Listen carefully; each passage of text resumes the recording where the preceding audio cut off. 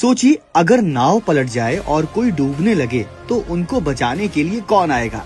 Yes, हमारे देश की सिक्योरिटी एजेंसीज। और आपकी महाकुंभ यात्रा को दिव्य, भव्य और पूर्ण रूप से सुरक्षित बनाने के लिए कल यूपी पुलिस और देश की अन्य सिक्योरिटी एजेंसीज ने एक मॉक ड्रिल का प्रदर्शन किया और इसका इंस्पेक्शन करने के लिए DGP UP Shri Prashant Kumar sir, commissioner of police Shri Tarun Gaba sir, SSP Mahakumbh Shri Rajesh Dwivedi sir, CO जल पुलिस श्री रजनीश कुमार सर के साथ समस्त प्रयागराज में मौजूद अधिकारीगण उपस्थित थे। सो कुंभ एडमिनिस्ट्रेशन की गाइडलाइंस को फॉलो करते हुए अपनी महाकुंभ यात्रा को अमेजिंग बनाते रहो।